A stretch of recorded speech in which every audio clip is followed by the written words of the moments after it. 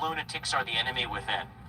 He has been shot at twice. I would call those people radical lunatics or enemy within. Do you disagree with that characterization? By his own side.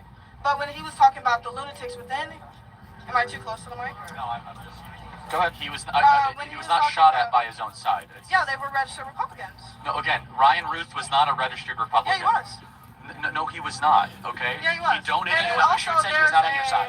Again. There's also common talking point when it comes to a common talking point Republicans have is that there was no new wars when he was. Yeah. What war did he start? Well, when it comes to no new wars, he assassinated Soleimani. No, that's not a war. That's a specific military action. What was the war that Trump started? Well, there was no war that Joe Biden started. Well, of course there was. He financed the Russian-Ukrainian war, and he who invaded Ukraine? Was it Russia or America? How much do you know about the Istanbul meeting 5 days into the war between Tony Blinken, Boris Johnson, and the Russian ambassador? I'm not sure, but did America invade Ukraine? Or hold on a second, because we actually had a chance to have a peace deal 5 days into the war, and it was the United States of America that came in and blew up the peace deal in Istanbul, Turkey. The audience will tell you I'm right. It was our own government that wanted the war to continue. So that's Joe Biden's war.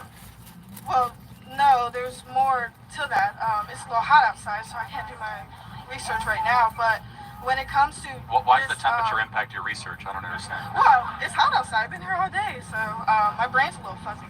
So, number one, when it comes to like this idea that Trump is anti-war or there was no new wars under Trump, he's anti-war. There was plenty of wars that were going on during Trump's time. Can you name them, and he's also very pro dictators. Like he's friends with Kim Jong-un.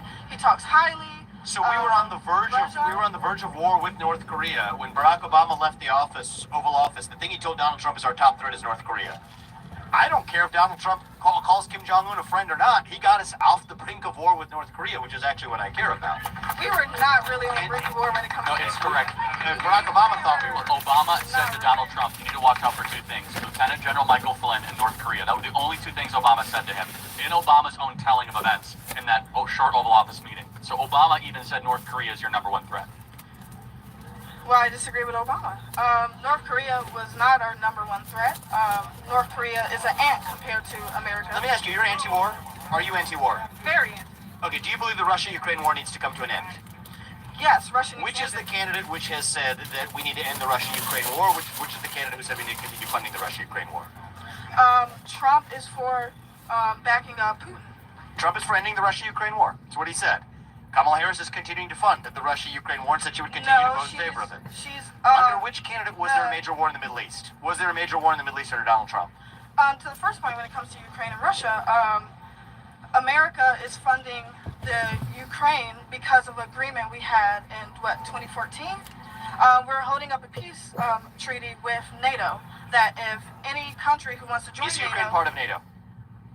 I was about to finish. If any country who wants to be a part of NATO gets sort of bombarded from imperialist other countries like Russia, we have to, as our duty, and it's not just America giving Ukraine money, as our duty signed in the treaty that we have with them, we have to give them some type of funding. Yes, so look, there's the NATO treaty that actually says we're going to defend a NATO ally.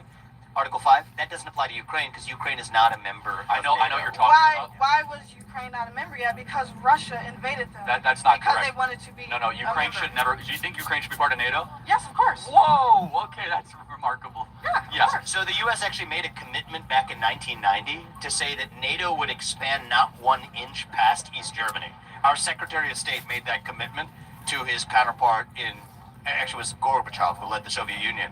So we've actually, in some ways, been responsible for creating the conditions that have created global instability, but that's actually gone up under Joe Biden. So I'm with you on being anti-war. I'll just look at what were the major wars under Donald Trump. We still haven't named one. What are the major wars under Joe Biden? We have several, from what's going on in the Middle East, Israel, Hamas, to Russia, Ukraine, and I judge based on results. Clarifying question. When you say new wars under Joe Biden, is that implying that Joe Biden started these wars? No, they occurred under his administration. And supported and subsidized them. So, and paid for them. For example, Donald Trump prevented an Israeli-Hamas war. How? Through the Abraham Accords. The Abraham Accords was bringing all the people to the table, cut Palestinian Authority funding, also cut Iranian funding so that the Iran piggy bank could not fund terror throughout the region, brought Saudi Arabia, the United Emirates, Bahrain, and Israel